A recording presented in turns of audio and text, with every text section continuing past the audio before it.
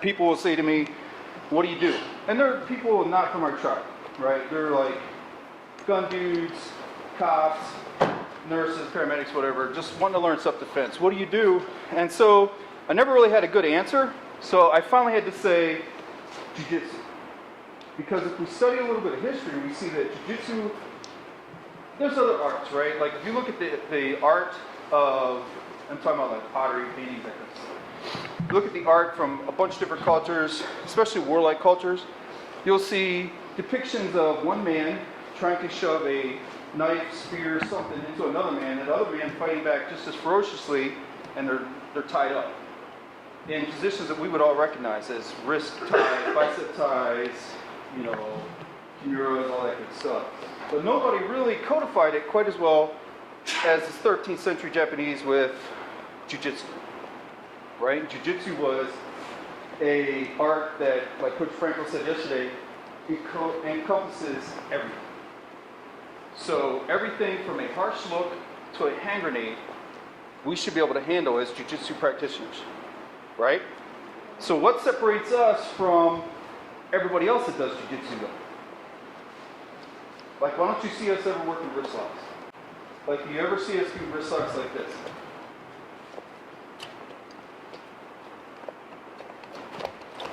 Would you ever see that happen in the street list gym? No. So what separates us from everybody else? Aliveness. Right? Movement, timing, energy, or resistance. Correct? Alright. So, also the jiu-jitsu aspect is covered with another principle of the straight list gym, which is adaptability. The ability to go wherever the fight takes us and do well. Correct? Like, that's our goal. That's our objective with all this stuff. Alright, so when we talk about that kind of thing, we understand that our training methods are what separate us from everyone else. It helps us to functionalize things that don't appear to be functional. Correct? Alright, so Bill, come here. So first thing we're going to work on is we're actually going to work on wrist locks. Because somewhere between a harsh word and a hand grenade is a whole lot of territory to cover. Right? So Bill walks up to me, he's my drunk uncle or family member that's just getting on my nerves. Is it appropriate for me to hit him with the earth? Even though it might feel great to do so. It might just be awesome to just smash him, right, for years of pent-up passive aggressiveness. But the reality is I can't do that. Correct? So we need answers for that, but we need functional answers. Answers that we've trained in a functional manner, which is the hallmark of SPG, and the ability to apply this out of chaos. Right? So out of chaos, I'm going to restore order. So let me show you guys one thing. Everybody stand up. And I want you to do one simple thing that's going to be kind of the key to everything. All right? So here's the first thing I want to show you. So what do you do if somebody's shaking your hand and won't let go?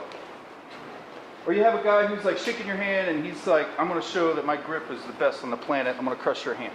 Donald Trump. Right? He's going to do the Donald Trump to you. Right? Like, hey, you guys can't throw Trump in my face. You guys got Nickelback. You know what I'm saying? So, all right. So here's the thing. So guy's got his hand on me like this. Won't let go. All I'm going to do is I'm going to reach over and I'm going to grab his thumb like this and push it back on itself. All right? So he's gripping as hard as he can. Won't let go. Let go. Is that a more appropriate response than let go? Right? Is that a little more subtle? Is that something that we can work on a little bit as we drill? Because we're going to. We're actually going to work on this and drill it a little bit. So the first thing I want you guys to do is just with each other, real quick. It's going to seem silly, but again, this is the intro phase, so we're just learning the hallmark. What do you think is going to be the key to all wrist locks if I'm focusing on the thumb right away? The thumb. Right? I mean, I said it like 3 times, guys. Wake up! I mean, do we have to do car wash again? So you guys will wake up with me? All right, ready? So he's got my hand. All I'm going to do is I'm going to reach over just like that, put my hand on top of his so people can't really see what I'm doing, and I'm just going to push his thumb down against itself like that. All right? Boom. My hand comes up. I'm going to grab his thumb like this and push it back on itself. Okay, so here's what we're going to do. Wrist fighting. Fundamental, right? Everybody does wrist fighting. Wrist fighting is going to start right here. Then here's how we're going to incorporate it. All Bill's going to do is he's just going to keep peeling off, but starting at the thumb. So he's just going to get on my thumb and peel my hands off. So every time I get a grip, he's going to peel me off. So this is how we're going to functionalize attacking your thumb. All right? be cool about it because the thumb can only take so much of this stuff. All right, so see how Bill's doing it?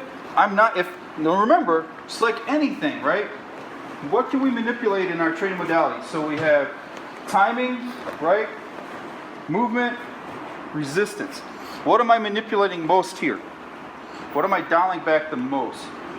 Resistance, right? Because if I do this, go ahead, and I won't let go, he's got to go hard. And it's not his fault that he had to go hard. It's my fault, right? Because if he's doing it right, as soon as he gets in here and he starts to go, I let go. Because I know it's going to hurt, right? If you don't believe me, do it, right? So I know that's going to hurt. As soon as he starts to peel me off, this is going to hurt. So when he gets down there, I let it go. Because I have no need to prove I'm pain tolerant. And then we'll go back in, and we're just going to work out motion and timing. And there it is, boom. Motion, timing, there it is, right? Keep the resistance in flight so that he can learn how to attack the attachment.